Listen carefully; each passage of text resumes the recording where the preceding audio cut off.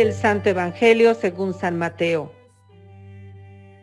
En aquel tiempo, llevaron ante Jesús un hombre mudo que estaba poseído por el demonio. Jesús expulsó al demonio y el mudo habló. La multitud, maravillada, decía: nunca se había visto nada semejante en Israel. Pero los fariseos decían: expulsa a los demonios por autoridad del príncipe de los demonios. Jesús recorría todas las ciudades y los pueblos, enseñando en las sinagogas, predicando el evangelio del reino y curando toda enfermedad y dolencia. Al ver a las multitudes, se compadecía de ellas, porque estaban extenuadas y desamparadas, como ovejas sin pastor. Entonces dijo a sus discípulos: la cosecha es mucha y los trabajadores pocos. Rueguen, por lo tanto, al dueño de la mies que envíe trabajadores a sus campos. Palabra del Señor.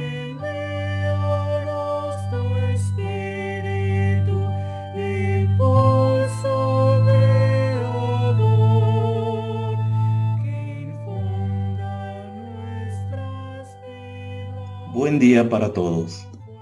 En el Evangelio de hoy se resaltan dos hechos significativos de la vida de Jesús: la curación de un endemoniado y un breve resumen de las actividades de Jesús. San Mateo nos narra cómo Jesús libera a un hombre de un demonio y luego entonces rehace su vida normal.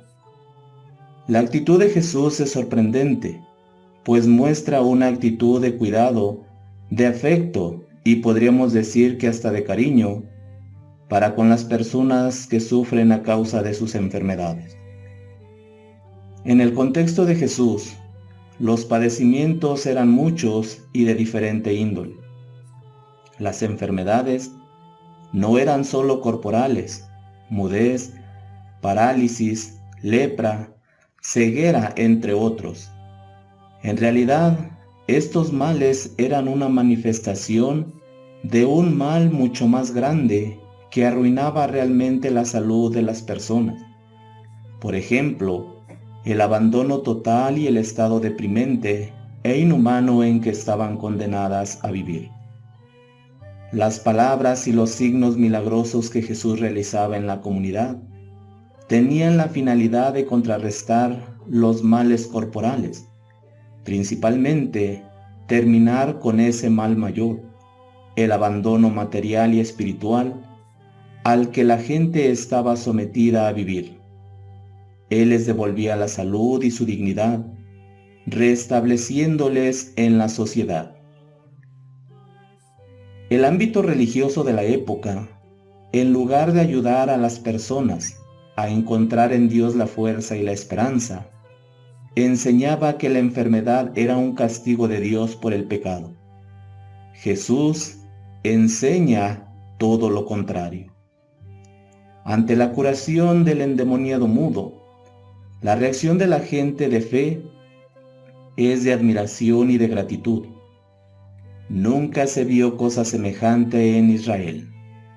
Sin embargo, la terquedad de los fariseos es de malicia. Por el príncipe de los demonios, expulsa a los demonios. Sin argumentos válidos para negar los hechos curativos que el Hijo de Dios realiza en favor de Israel, la única manera que los fariseos tienen para contrarrestar la autoridad de Jesús ante el pueblo es atribuir sus milagros al poder del maligno. Cuando la malicia es evidente, la verdad brilla por sí misma. La actividad incansable de Jesús manifiesta ternura. Devolvía la salud a los enfermos. Jesús recorría las ciudades y poblados propagando la nueva buena y curando todo tipo de enfermedad. Dicho de otra forma, se percata de las necesidades de los pobladores y de la precariedad en la que se encuentran inmersos. De ahí surge su compasión, término que significa padecer con. Es decir, Jesús padecía con ellos. y al ver la muchedumbre, sintió compasión porque andaban como ovejas sin pastor. Los que debían ser pastores eran tiranos, no cuidaban del rebaño, lo explotaban. Jesús trata de ser el pastor que cuida las ovejas, que las conduce a verdes praderas para reparar sus fuerzas, que no excluye a nadie del reino de Dios, pero que pone bien claro las condiciones para ser parte de ese rebaño. Queridos hermanos, no caigamos en actitudes farisaicas, más bien pongamos nuestra confianza en el Señor.